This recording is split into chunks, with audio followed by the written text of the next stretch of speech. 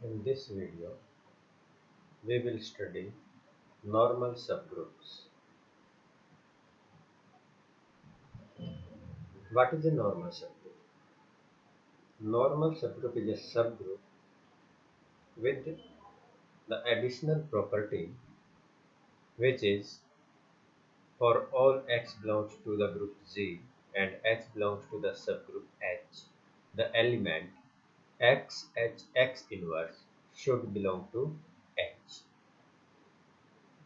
For all x belongs to Z and for all H belongs to H, the element x h x inverse belongs to H. एक arbitrary element G का ले लें और एक arbitrary element H का ले लें, तो जो G का एलिमेंट है इनटू H का एलिमेंट इनटू G के एलिमेंट का इनवर्स, ये जो एलिमेंट है बाय क्लोजर प्रॉपर्टी G का तो होगा ही, लेकिन ये H को भी बिलोंग करता हो। इनवर्स एक्स इनवर्स से राइट मल्टीप्लाई किया है और एक्स से लेफ्ट मल्टीप्लाई किया है, इससे ज़्यादा फर्क नहीं पड़ेगा। कुछ बुक्स में आपको एक्स इनवर्स एच एक्स भी मिल सकता है क्योंकि वो भी कंडीशन सेम ही है, because if x belongs to h then x inverse also belongs to h. So if we take x inverse in place of x, we get x inverse h x belongs to h. So x h x inverse belongs to h if and only if x inverse h x belongs to h. If a group has no proper subgroup, there is another definition. If a group G has no proper normal subgroup, then G is called a simple group. अगर G का कोई भी proper normal subgroup ना हो तो हम G को कहते हैं simple group. We know that the identity and G are always normal subgroups of G. Why? Because x h x inverse belongs to G for all x belongs to G and x belongs to G by closure property of G. And if you have only identity element in H, then x identity x inverse, that becomes identity and identity belongs to H. So these two subgroups are always normal subgroups, but they are improper subgroups. So a group to be simple, the group cannot have proper normal subgroups. But if a group has no proper subgroup, then it has no proper normal subgroup. अगर किसी group का कोई proper subgroup ही नहीं है तो फिर normal subgroup भी नहीं होगा। So every group of prime order is simple. Prime order के ग्रुप का कोई प्रॉपर सबग्रुप ही नहीं होता because of the Lagrange's theorem. So subgroup ही नहीं होगा तो नॉर्मल सबग्रुप भी नहीं होगा, क्योंकि नॉर्मल सबग्रुप भी सबग्रुप तो होता ही है। फर्स्ट थ्योरम जो है सबग्रुप्स के बारे में कि वो कब नॉर्मल होगा और कब नहीं होगा, वो है every subgroup of an abelian group is normal. अगर आपका ग्रुप अबिलियन है तो उसका हर सबग्रुप नॉर्मल सबग्रुप होगा, क्योंकि in that case elements of G commutes, so x and x commutes, and this element x inverse becomes H, and H was element of H. So the condition for being normal is satisfied. Note that every cyclic group is abelian. जब हमने cyclic group पढ़े तो हमने देखा कि every cyclic group is abelian and every abelian group, every subgroup of abelian group is normal. So every subgroup of cyclic group is also normal. Now we have another theorem which you can use as a definition of normal subgroup. H is normal if and only if x h x inverse is equal to h। ये जो left में set है, this is a subset of G by closure property of G। इसमें हमने क्या किया है, h के सारे एलिमेंट्स को लेफ्ट में तो x से और राइट में x इनवर्स से, x से प्री मल्टीप्लाई, x इनवर्स से पोस्ट मल्टीप्लाई, 1 बाय 1 हर एलिमेंट को मल्टीप्लाई कर दिया है। तो ये जो सबसेट होगा G का, ये h के इक्वल होगा अगर h नॉर्मल है, और अगर h नॉर्मल है तो h के इक्वल होगा। इफ एंड ओनली इफ का अर्जेंट है। ये h के इक्वल केवल और केवल तब होगा जब h नॉर्मल हो। तो एक तरफ से तो हम मान लेते हैं कि ये h के इक्वल है, x inverse is equal to h, but this implies x inverse belongs to h for all x belongs to h and h belongs to h, for all x belongs to G and h belongs to h।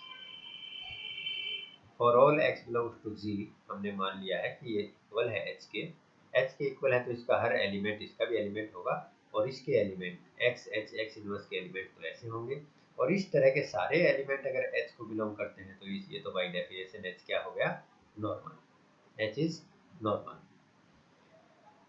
Conversely, suppose h is normal. If h is normal, then these elements belongs to h. For all x belongs to G and h belongs to h, these elements belong to h.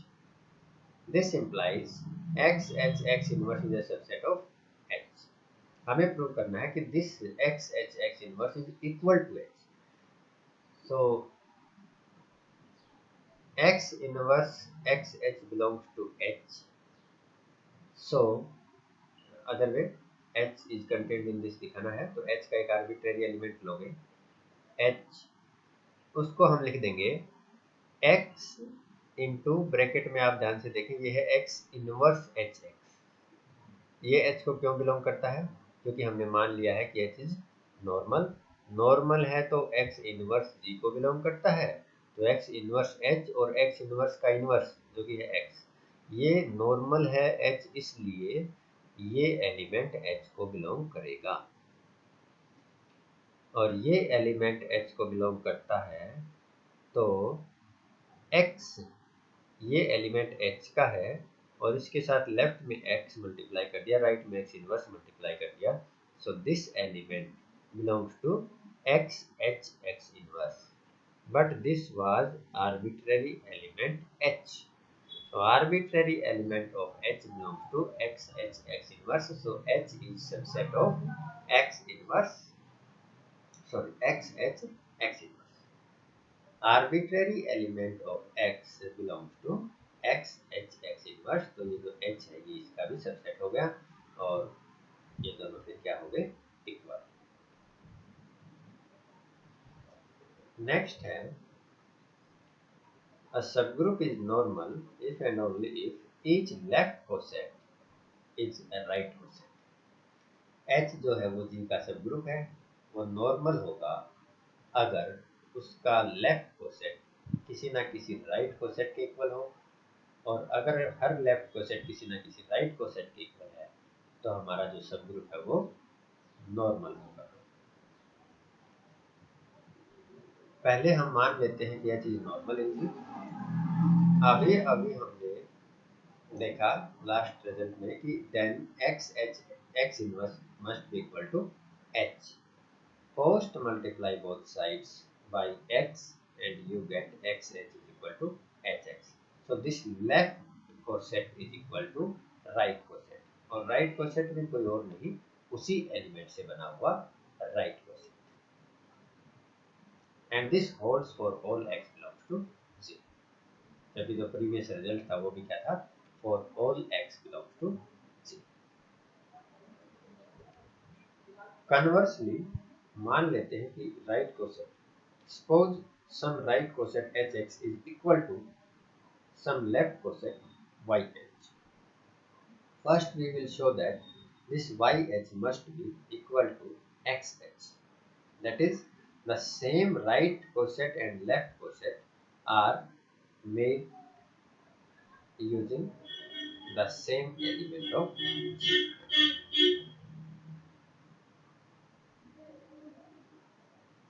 x belongs to hx, we know that x belongs to hx. अगर x से आपने right quotient बनाया है hx, तो x उसका element जरूर होगा, उसका मेंबर जरूर होगा। क्यों होगा? क्योंकि h में आइडेंटिटी एलिमेंट होता है। सो identity into x is x, but hx is equal to yh, this implies x belongs to yh, but we know that x also belongs to xh, and we have a theorem that each left coset, two left cosets are either identical or disjoint, but xh and yh share one common element, so they cannot be disjoint, so they must be identical. So xh is equal to yh.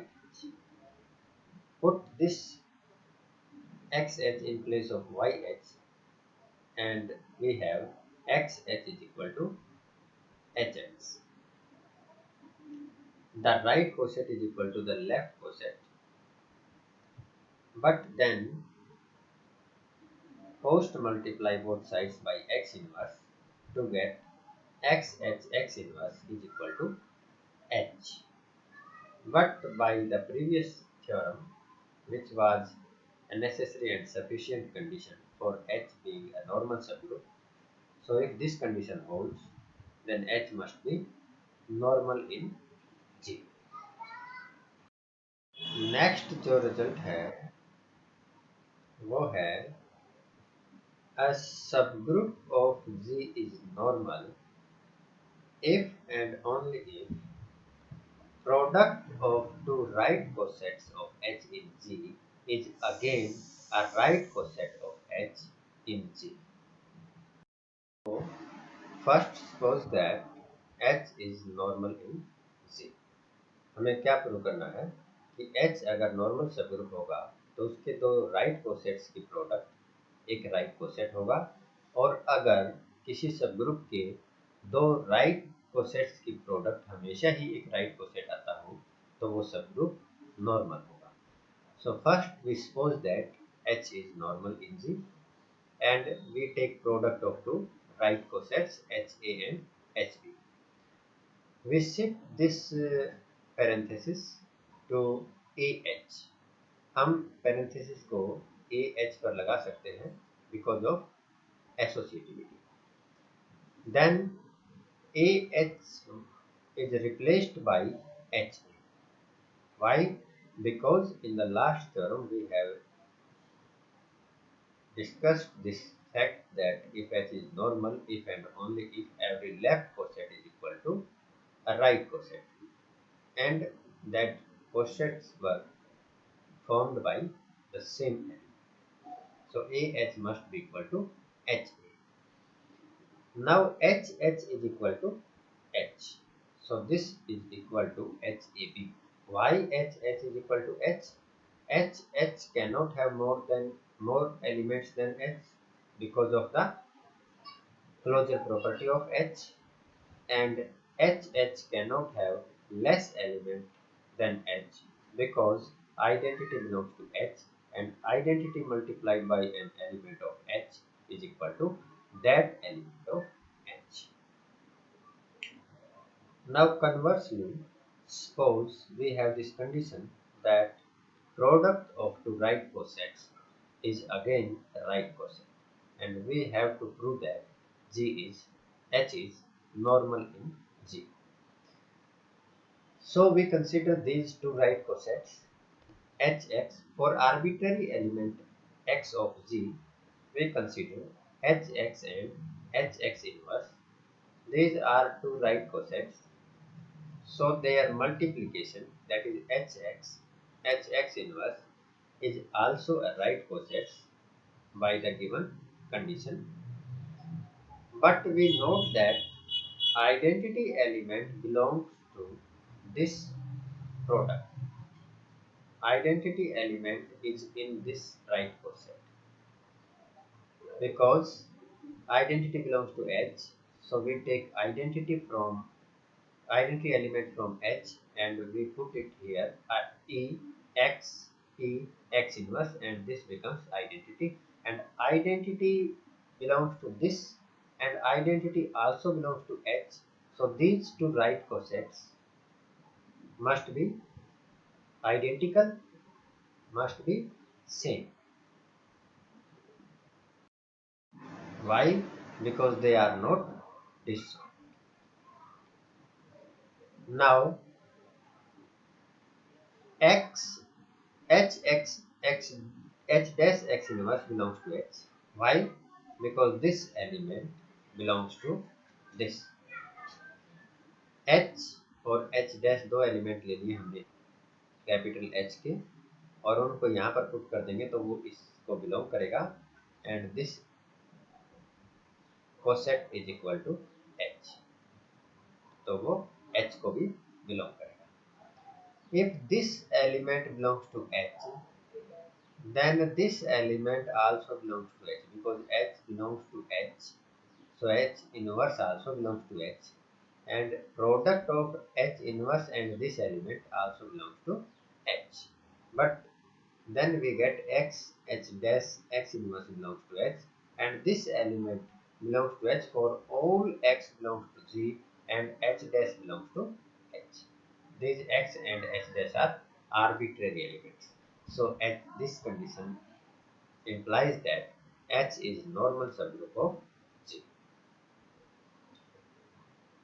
The next result we have is intersection of two normal subgroups is again normal. Intersection of two subgroups, arbitrary intersection of subgroups is subgroup. We have already discussed this. So now we will discuss only about being normal. So suppose T belongs to intersection of H and K, where H and K are both normal subgroups, and X is an arbitrary element of G. What we want to show is that this X into T into X inverse, this element belongs to H inverse, H intersection K, because we want to show H intersection K as normal subgroup of G. H intersection K को G का normal subgroup prove करना है, तो X T X inverse इसको हमें prove करना है कि ये H इंटरसेक्शन K के अंदर होगा. इंटरसेक्शन में ये तब आएगा जब हम प्रूव कर दें कि ये H का भी एलिमेंट है और K का भी एलिमेंट है. So this belongs to H because H normal है और T इंटरसेक्शन में है तो H का भी एलिमेंट होगा. तो T belongs to H, X belongs to G, and H is normal, so this element belongs to H. Similarly, T also belongs to K. K is normal in G, so this X T X inverse also belongs to K. But then this element belongs to their intersection. This is very easy. Intersection of two normal subgroups is again. But first you have to prove that intersection of two subgroups is subgroup. Then you have the generalization of this result. Intersection of any collection of normal subgroups is normal. Now we have intersection of any collection of normal subgroups is normal. Suppose intersection HI, इसको हमें normal prove करना है. इसका एक element ले लो T और X arbitrary element है G का. अब T belongs to intersection of HI, this implies T belongs to each HI, and each HI is normal, so X T X inverse belongs to HI, so this element belongs to HI for all I, then this element belongs to their intersection. Same proof है जो दो के लिए था वही आपका arbitrary collection के लिए भी वैलिड है. नेक्स्ट जो है वो अब हमारे पास कुछ प्रॉब्लम्स है. M and N are two normal subgroups of G such that their intersection contains only identity element. That is, they are disjoint normal subgroups of G. क्योंकि वो सबग्रुप है तो आइडेंटिटी एलिमेंट तो उनमें कॉमन जरूर होगा पर और कोई कॉमन एलिमेंट नहीं है. Then one element from M and one element from N commutes। ये आसान है काफी। एक N को बिलोंग करता है, दूसरा M को बिलोंग करता है, तो M is subgroup of G, so G को बिलोंग करेगा। G को बिलोंग करेगा तो उसका इनवर्स जो है वो भी G को बिलोंग करेगा। अब N नॉर्मल है, M इनवर्स आर्बिट्रेरी एलिमेंट है G का, तो M inverse N M N को बिलोंग करेगा। और N क्योंकि N का एलिमेंट है, so N inverse also belongs to N। N inverse M inverse मतलब multiplication of N inverse and this element also belongs to N। Ultimately हम ये दिखाना चाहते हैं कि N inverse M inverse N M जो है वो M को भी बिलोंग करता है और N को भी, दोनों को बिलोंग कर जाएगा तो इंटरसेक्शन में होगा, इंटरसेक्शन में होगा तो आइडेंटिटी के इक्वल होगा, आइडेंटिटी के इक्वल होगा तो जब इनको उधर ले जाओगे यानी कि N से परी मल्टीप्लाई करोगे फिर M से परी मल्टीप्लाई करोगे तो आपको N M is equal to M N मिल जाएगा। तो बिल्कुल by same reasoning N inverse M inverse N जो है M को बिलोंग करेगा। क्यों? क्योंकि M इनवर्स M का एलिमेंट है और N जो है N इनवर्स ये आपका G का एलिमेंट है और M जो है वो नॉर्मल है। तो नॉर्मल की प्रॉपर्टी ये कहती है कि this element belongs to M और M बिलोंग्स टू M है ही, तो इसको और M को मल्टीप्लाई करेंगे वो भी M को बिलोंग करेगा। So this element belongs to M also. So this element belongs to M intersection N also, but M intersection N contains only one element, that is identity. So if this element is equal to identity, then pari-multiply both sides by N, then again pari-multiply both sides by M, and you will get NM is equal to M. The next question is, let H be a subgroup of G and N normal subgroup of G. This time H is just a subgroup of G and N is normal subgroup of G. Then H intersection N is normal subgroup of G. Intersection of a subgroup and a normal subgroup is normal subgroup of H, not G. H intersection N is normal subgroup of H. तो इसको normal subgroup दिखाना है H का। दो subgroup का intersection subgroup होगा, इसलिए ये H इंटरसेक्शन N सबग्रुप तो है, हमें बस ये दिखाना है कि ये नॉर्मल है। अब X आर्बिट्रेरी एलिमेंट ले लेंगे H का, क्योंकि H का नॉर्मल सबग्रुप दिखाना है। ये G का सबग्रुप है तो H का भी सबग्रुप होगा क्योंकि H के अंदर कंटेंट है। तो आर्बिट्रेरी एलिमेंट H का ले लोगे और इसका आर्बिट्रेरी एलिमेंट T ले लोगे। हमें शो करना है कि X inverse belongs to H intersection N, और इंटरसेक्शन में शो करना है तो हमें अलग अलग H में भी शो करना पड़ेगा और N में भी। अब ये H को तो बिलोंग करता ही है, क्यों? क्योंकि X भी H को बिलोंग करता है और T भी H को बिलोंग करता है, क्योंकि T जो है H इंटरसेक्शन N का एलिमेंट है तो H का भी एलिमेंट है और H सब ग्रुप है, तो ये जो तीनों एलिमेंट हैं ये H के हैं, तो इनकी जो प्रोडक्ट है वो भी H को बिलोंग करेगी। मेन बात ये है कि ये N को भी बिलोंग करता है, क्यों? क्योंकि N नॉर्मल सब ग्रुप है और यहाँ पर T N का भी एलिमेंट है और X जो है वो H का एलिमेंट है तो G का भी एलिमेंट है। तो ये जो N नॉर्मल सब ग्रुप है G का, नॉर्मल की जो डेफिनेशन है उससे हमें क्या मिला कि X T X inverse also belongs to N.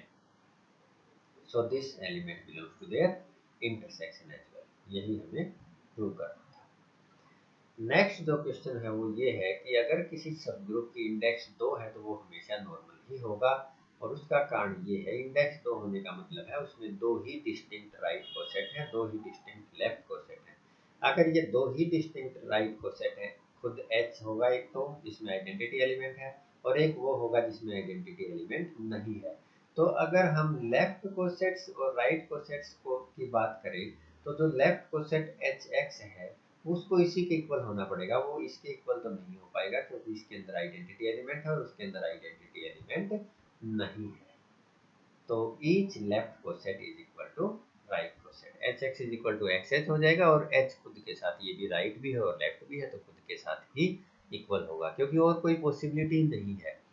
H x किसी ना किसी के तो इक्वल होगा, दो ही लेफ्ट कोसेट है, दो ही राइट कोसेट है, और उनमें एक कॉमन है एच, तो दूसरा बचा, और दोनों यूनियन इक्वल टू जी है और म्यूचुअली एक्सक्लूसिव एंड एग्जॉस्टिव है, तो हमारे पास और कोई पॉसिबिलिटी ही नहीं बचती एच एक्स और एक्स एच के इक्वल होने के अलावा। नेक्स्ट है n is normal subgroup of G and h is subgroup of G. अब की बार फिर वही है, एक नॉर्मल सब ग्रुप है जी का और एक केवल सब ग्रुप है, तो ये कहता है उनकी प्रोडक्ट जो है वो सब ग्रुप होगी। हमें पता है दो सब ग्रुप्स की प्रोडक्ट सब ग्रुप केवल और केवल तब होती है जब वो कम्यूट करते हैं, लेकिन यहाँ पर हम जो सब ग्रुप होने का जो एक कंडीशन है that x y inverse belongs to h for all x y belongs to h, यानी कि क्लोजर प्रॉपर्टी और एग्जिस्टेंस ऑफ इनवर्स, ये दो प्रॉपर्टी अगर उसके अंदर हो जाए सेटिस्फाई, तो वो सब ग्रुप हो जाता है। उसी बेसिक डेफिनेशन से इसको प्रूव करेंगे। तो दो एलिमेंट ले लेते हैं, suppose n1h1 belongs to nh and n2h2 belongs to nh। इसके अंदर एलिमेंट ऐसे ही होंगे, पहला एलिमेंट जो है वो n का होगा और दूसरा एलिमेंट जो है वो h का होगा। So these two elements belongs to nh, तो इनकी प्रोडक्ट भी हमें प्रूव करनी है कि वो भी nh को बिलोंग करेगी। तो प्रोडक्ट को देखो हमने कैसे लिख लिया है, n1h1 n2h2 is equal to n1h1 n2, यहाँ तक तो बिल्कुल सेम है। फिर जो h2 है उससे पहले हमने क्या किया, h1 इनवर्स h1, यहाँ पर ये आइडेंटिटी एलिमेंट जो है फिक्स कर दिया है h1 इनवर्स h1, और ऐसा हम कर सकते हैं क्योंकि आइडेंटिटी से मल्टीप्लाई करने से कोई फर्क नहीं पड़ता, इनटू h2। इसका फायदा क्या हुआ कि n1 जो है वो n1 को बिलोंग करता है, n को बिलोंग करता है जो कि नॉर्मल सब ग्रुप है, और h1 n2 h1 इनवर्स ये भी n को बिलोंग कर जाएगा क्योंकि वो नॉर्मल सब ग्रुप है, और ये h1 जो है g का एलिमेंट हो गया और ये n का एलिमेंट हो गया। तो ये दो n के एलिमेंट्स की प्रोडक्ट है यहाँ तक, और ये h के दो एलिमेंट्स की प्रोडक्ट है, और h जो है वो सब ग्रुप है। तो ये यहाँ से यहाँ तक ये जो एलिमेंट है ये तो बिलोंग कर गया h को, और ये एलिमेंट बिलोंग कर गया n को। ये यहाँ पर थोड़ी टाइपिंग मिस्टेक है, इसमें लिखा है this belongs to n, this belongs to n, so their product belongs to n and this product belongs to h, this should be h not n, so product belongs to nh। Number 1. Now inverse. Suppose NH is arbitrary element of NH, then what is its inverse? Its inverse is H inverse N inverse. Multiply both sides, multiply by H inverse. This is equal to identity. And now this element H inverse N inverse H belongs to N, क्योंकि N तो normal है, और H inverse belongs to H, H inverse N inverse H belongs to N and H inverse belongs to H। ये H जो है तो उधर आ चुका है, ये यहाँ पर H नहीं होगा, this H inverse belongs to H। ये जो पहले तीन एलिमेंट की प्रोडक्ट है ये तो N को बिलोंग कर जाएगी क्योंकि N नॉर्मल है, और ये जो फोर्थ एलिमेंट है ये H को बिलोंग करता है, इसलिए ये प्रोडक्ट NH को बिलोंग करेगी। सो NH इज अ सब ग्रुप ऑफ G। अब अगर दोनों नॉर्मल सब ग्रुप है तो NH भी नॉर्मल होगा। पहले क्वेश्चन में क्या था, एक नॉर्मल सब ग्रुप था और एक सब ग्रुप था, तो NH जो है वो सब ग्रुप था, लेकिन अगर दोनों नॉर्मल है तो नॉर्मल भी होगा। तो सब ग्रुप तो वही यूं का यूं आप पिछले क्वेश्चन से कर लोगे कि सब ग्रुप होगा, क्योंकि नॉर्मल होना तो कुछ ना कुछ स्ट्रॉन्गर प्रॉपर्टी ही है, कुछ एक्स्ट्रा ही है आपके पास यूज करने के लिए, तो सब ग्रुप तो होगा ही। अब हमें नॉर्मल प्रूव करना है। नॉर्मल के लिए आर्बिट्रेरी एलिमेंट G का और आर्बिट्रेरी एलिमेंट NH का लेकर चल पड़ेंगे, और क्या प्रूव करना है, NH और कहाँ पर लिख दिया, X NH X इनवर्स, इसको हमें प्रूव करना है कि ये किसको बिलोंग करता है, NH को। सो कैसे करेंगे, इसमें हम यहाँ पर n और h के बीच में x n के जस्ट बाद x इनवर्स x से मल्टीप्लाई करवा देंगे जो कि आइडेंटिटी के इक्वल है। ये क्यों करवाया? क्योंकि हम फिर ये दोनों नॉर्मल है इस कंडीशन को यूज कर लेंगे और ये x n x इनवर्स तो n को बिलोंग कर जाएगा और x h x इनवर्स जो है ये h को बिलोंग कर जाएगा क्योंकि दोनों ही नॉर्मल सब ग्रुप है। यहाँ से हमें ये पता नहीं चलेगा कि ये n को बिलोंग करता है कि नहीं करता है और ये h को बिलोंग करता है या नहीं करता है। तो यहाँ पर हमें जानबूझकर x इनवर्स x जो कि आइडेंटिटी के इक्वल है, कोई फर्क नहीं पड़ता, इससे आपको मल्टीप्लाई करवाना पड़ेगा।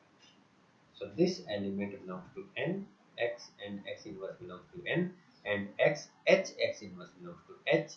So this product belongs to nh and this product is equal to x and h x inverse, and because this arbitrary element belongs to nh and h is normal.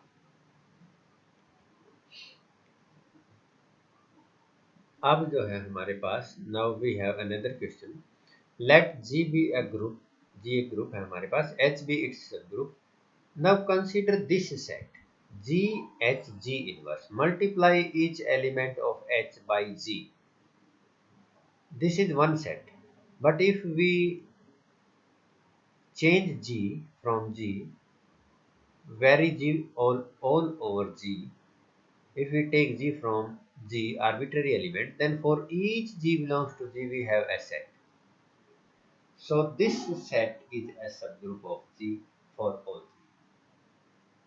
कोई भी G का element ले लो, G जो कि group है उसका कोई भी एलिमेंट ले लो, उसके सबग्रुप के साथ परी मल्टीप्लाई और उसके इनवर्स को पोस्ट मल्टीप्लाई कर दें तो जो सेट आता है, जो सबसेट आता है G का, वो सबग्रुप होगा फॉर ऑल G। तो आर्बिट्रेरी G के लिए आप प्रूव कर दो, फॉर ऑल G हो जाएगा।